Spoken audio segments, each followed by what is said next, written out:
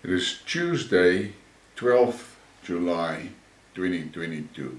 This Skidmark, I want to talk about education.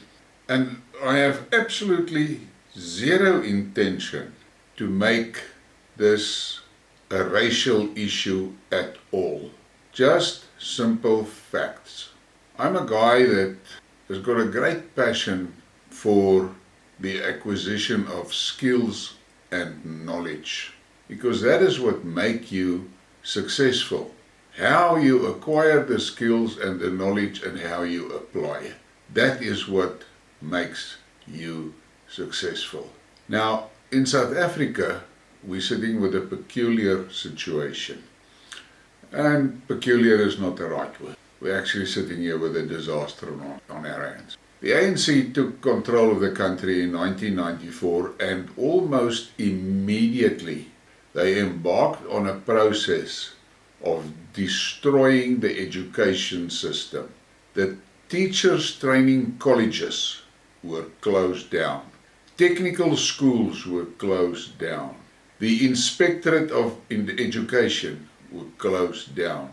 There's a union that got a major grip and control over black education. And that part of the education is in a horrific state.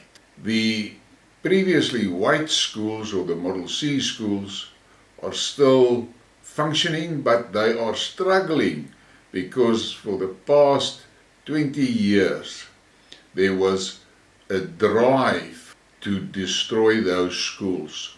And all of it was driven by racism. In the past few years, we had seen a mission by the Gauteng Education Department with Panyasi Lusufi focusing purely on racism. Nothing about education, just racism. And they did not manage to expand the education facilities to keep pace with a exploding population. And I have the opinion that the child grant is a sad implementation, because that child grant is without any constraints and there is absolutely no limit to it. And we are sitting today with a situation that girls of 12 and 14-year-old get babies just to get the grant. And we get situations where people are, there is not a soft way to say it. They're breeding for the grants. One night in a debate, I suggested that the child grant, and I can understand the necessity of the child grant, but the child grant should have some rules around it. The grant should only be available to a mother that has matric. If she doesn't have standard 10 or grade 12, she cannot get the grant. And it must be limited, one child per mother. Because to me, this child grant is a breeding program for bucks. And that may sound crude, and I have no intention to degrade anybody or to be disrespectful, but that is what it is. That thing is at the root of many of the social problems we have. And there was an article 8 years ago, and it was an article by Clem Santner. Now, you must take in consideration, that article was based on the stats from SA Stats for 2014. And it paints a bleak picture for the future of South Africa. But, as per usual, the authorities did not take note of what Clem Santner said. And today we're sitting here 8 years later, so whatever figures and stuff I'm going to show you in this presentation will be, you must keep in mind it was 8 years ago. So the position today will be much worse than then. But the reason I've decided to do this Skidmark today was based on this article published by BBC Storyworks, and it was on Twitter. Africa, the heart of the world's future, the engine of growth, innovation and opportunity. I read that article heading and I thought to myself, what is this person talking about? And then I followed the link to the actual article and I was absolutely stunned what I read. The article starts, the world is changing and education systems are also changing to remain relevant. Meekness Lunga, Program Manager, Newton Fund and Higher Education, South Africa at the British Council, says that some of the key 21st century skills needed for success in the workplace include critical thinking and creative thinking, which are essential to navigate an increasingly complex workplace, often characterized by ongoing uncertainty. I read that first paragraph and I already started getting uncomfortable, because this has got a very, very woke sound to me. With a fast-tracked move to increase digital engagement, technology literacy skills are essential too, she says. When we talk about 21st century skills, we're including media communication skills, but of even greater importance, in my opinion, are soft skills like emotional intelligence, leadership, flexibility and adaptability. These are key tools for handling complex relationships in the workplace as well as complex cultures and work environments. I read that and I have to shake my head. This person is totally disconnected from reality, especially in South Africa. And I'm going to put the link in the description of this video to this article, so you can go and read the article yourself and take from it what you feel you can get from it. The university sector has to reorientate itself to better serve the needs of the 21st century economy. This means rethinking that is taught so that it is relevant to the next generation and that they'll face when they enter the workforce, not what past generations faced. Now, looking at what that person said there, I have to wonder, has that person been to South Africa at all and got into his car and traveled through rural South Africa to see? Because in South Africa, the education department started off by lowering the pass rates. And today, that pass rate, where it started off at 50, and certain subjects were 60, that pass rate today is 30% across the board. Now, as one educator said one day, it was a black professor from one of the universities, he was in a debate, and he said, a person that passes with a 30% pass rate must just remember there is 70% that he has no clue of. And that's the reality. Another thing that is about South Africa, we are sitting with a huge youth unemployment. And most of those people are unemployed because they are not employable. They don't have skills. They come out of school and they can't read or write properly. Most of them has got no clue of mathematics, and the commercial sector in the country has developed, and they need skilled people. That is, they cannot work with unskilled people. The industrial sector sits with the problem that the schools are not delivering people with technical skills or technical literacy. They are just not employable. So any employer that wants to employ youth will first of all have to provide the facilities to train that person basic training, not advanced training, basic training. Whereas in the old days, the schools, the technical schools, the guys got skills there for plumbers, for bricklayers, for welders, for electricians, all types of things. Those training centers does not exist anymore. And we have to thank the ANC Education Department for it. What is stunning to me is that it seems like the black population just accepts the fact that these ANC rulers are destroying their futures. And now I want to talk about what Clem Santner said in that article of his. The heading of his article is Future Prospects for South African Youths by Clem Santner. South Africa's youth is a time bomb. Here are some interesting statistics regarding the youth, their numbers and their unemployment, which may interest some readers. The article is not really about race. It's actually about numbers of the youth. But thanks to Stats SA, who do still base their reports on race, this is the way it comes out. I've extracted and condensed the figures to highlight the youth, the future of the country. The figures being by courtesy of Statistics South Africa 2014. And then he goes through a lot of stuff, but I'm only going to give the summaries of it. Totals: blacks 22,557,106. Coloreds 2.1 million. Asians 501,000. White 1.4 million.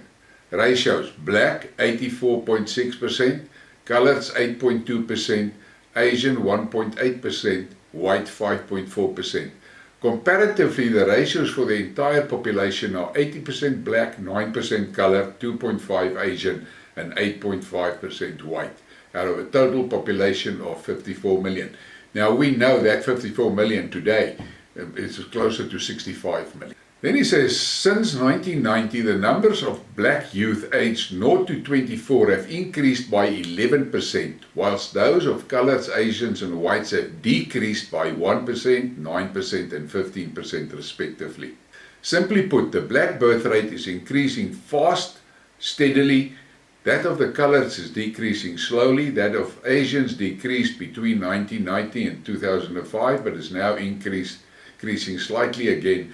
And the white birth rate is declining rapidly and steadily, and has been doing so since 1990. We can thus estimate that by 2030, based on the current growth for the age group 0 to 24, there will be 91 blacks, 7 coloreds, 1 Asian and 1 white in every group of 100 youngsters. This is important to look. This is important numbers. Those who thus keep harping on about driving the whites into the sea should not bother anymore, as we're disappearing fast. Anyway, and by 2030, are liable to account for less than 2% of the total population. The bad news, of course, is that starvation, unemployment and misery are likely to still be present, but they'll apply generally only to blacks, there being over 90% of the population by that stage, and generally to young blacks. At present, there are in fact 4.9 million black youngsters aged 0 to 4, whereas the total white population is 4.5 million. Consider also that there are another 4.5 million black youngsters 5 to 9 years old, another 4.3 aged 10 to 14, and another 4.3 million aged 15 to 19, hopefully all at school, and you begin to see the enormity of the challenge facing the country and the government in attempting to feed, house, educate and otherwise sustain such numbers. The above all give us pointers to where the country is going and most importantly what problems can be foreseen. The youth, aged 15 to 24, currently account for 20% of the total population, some 10 million of them, whilst the young, aged 0 to 14, form 30% of the population and number some 16 million. Add these two groups together, 50% of the entire population and 26 million in number, and you see the size of the problem facing us unless jobs are created fast or the black birth rate is slowed. Quite noticeably, AIDS hasn't had the effect it was claimed it would have, and as a result, the young black population is exploding way beyond what the country can cope with now or in the future. Unfortunately, it would seem that the government, aka the ANC, are either unaware or uncaring of this growing problem, when they should be seriously worried for grants, subsidies, education, housing services. All things relating to this age group, in fact, are going to eat an increasingly larger portion of their budget, regardless of what they do now. If they are not doing so, and to all intents and purposes it seems they are not, then South Africa is heading for a huge problem, notwithstanding Eskom and the rest, in that there will be more young people than there will be enough food, drink, housing, education and services to cater for them. Socialism is definitely not going to feed that many mouths, and grants and subsidies will eventually cripple any future government. By Clem Sumner. Now, this is sobering information, and it should make every person that listens to this think about it. And I suggest that you will go through the video and pause and read the things and so forth. And then we come back to that BBC article. And you've got to ask yourself, those people that wrote that thing is not connected to the reality of South Africa. Here in South Africa, the education system is in a horrific state. I'm going to show some pictures of schools in the rural South Africa. I'm not trying to do this to make this presentation unbalanced or what. I'm going to focus on the rural schools because that is where a vast number of youths are. And that is the education system that they must cope with.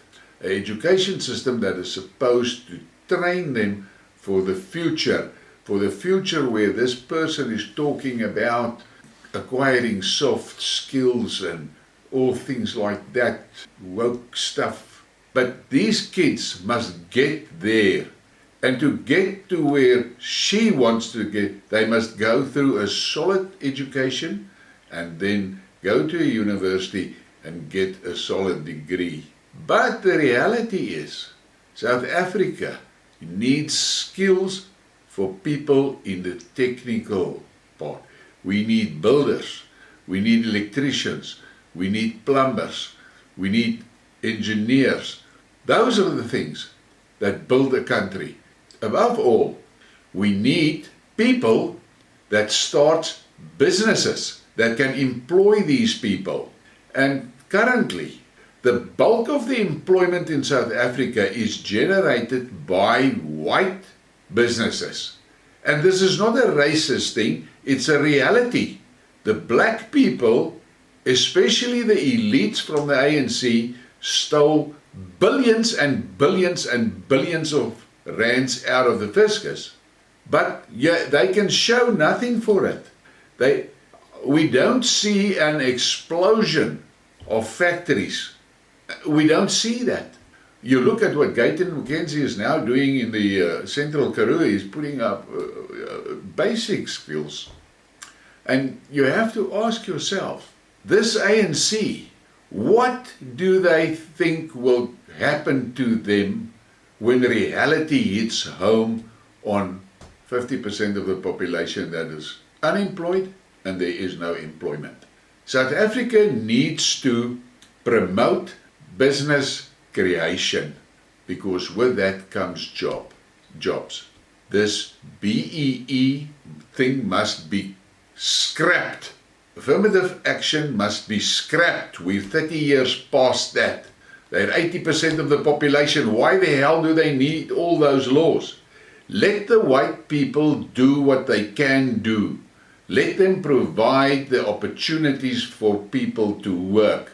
Black people can do it as well. They've got no constraints, but they have no intention of investing in our economy. They buy fancy cars and fancy houses and fancy booze and all of that. They do not build the country. But at the same time, they've got a big mouth about the whites. I get very angry when I talk about things like this, because I was a guy that in 1994, I expected that now with everything open to everybody, we're going to see an explosion of small and medium businesses by black people. And it didn't happen. What basically happened is a lot of selected elites were pushed into white-owned businesses, and many of those businesses were destroyed. Our government, the ANC government, didn't protect our local industries. They allowed cheap imports to come in and push our industries out of competition, and in the end, jobs went down the drain. And you must go and do investigation at how many jobs was lost since 1940 up to now. But this is not part of it. This is about education and this dream world that some people are living in. The reality is that black child, 7 years old, sitting there in school, first of all, the environment in which he is not conducive for education. He's not going to learn much there. Secondly, the unions control the teachers in the black environment. Those teachers, many of them are actually unqualified. That's the best you can say. Then today we sit with the reality with this uncontrolled immigration thing here in South Africa, that it is now coming out that many of the teachers in our country is immigrants, illegal immigrants on top of that. And then you've got the situation about the unions selling positions in schools. It's a disaster. It's rotten to the core. Because if there's one thing that this ANC is very good at, and that is destroying discipline. They do not understand the word discipline, and discipline means nothing to them. And kids that is in a school needs to be disciplined, and they must be focused on learning, and they must be in an environment conducive to learning. Not like these schools of the pictures that I've showed you. 80 pupils in a class. How the hell can you teach anyone in that environment? You cannot. And then look a little bit further, there's a half-educated teacher. How is it possible? We have seen before our eyes in the past 30 years, we have allowed militant, politically motivated black people to run and fuel the fires of racism to such a point that the black community was robbed of the opportunity of getting good education and good mentorships from people that know what they talk about, people that has qualifications, people that could teach them how to set up their own businesses. I've done a few Skidmarks about small businesses, and the one that I've published earlier today, again, is about small businesses. And small businesses is the main thing to help with the unemployment problem that we have, because small businesses is renowned across the world to be the fastest way to create employment. Small businesses are the biggest and quickest way of creating jobs. And it is a simple thing. A person starts a small business, let's call it a little spaza shop. Not only a spaza shop. He starts a place where he sells pap and meat. And his business grows, and he himself can't cope anymore with it, and he employs 2 people to help him. Now, if there is 1,000 guys like him across the country in various communities that does the same thing, that's 2,000 jobs that can be created in a matter of days. In America, 43% of GDP comes from small businesses. They employ 98 million people. In Singapore, it's higher. Many of the Eastern countries, it is even higher. In Russia, 20% of GDP is small businesses, but the government in Russia is focused on expanding the small business sector, because small businesses provide jobs. Unemployment figure in Russia is 4%. Unemployment figure in South Africa is 43%. We cannot wait longer to get rid of all these constraints for our business environment. As I said, The racial-based laws in business must be scrapped, and that will open the doors for overseas investors to start investing in our country. We have got a huge problem with Eskom, which is also stopping people from investing here. But we need to be really aware of the fact, and the things that Clem Santner talks about, that is scary figures. Imagine what it's going to be like when all the pupils that are in school from grade 1 to grade 12 at this day, as we're talking here, the moment they hit the market, it is going to be a nightmare. Doesn't matter who the government is. But we today need to make sure that we promote the need for the creation of small businesses. And we must make sure the education department is notified that the system needs people with skills. Otherwise, South Africa is doomed.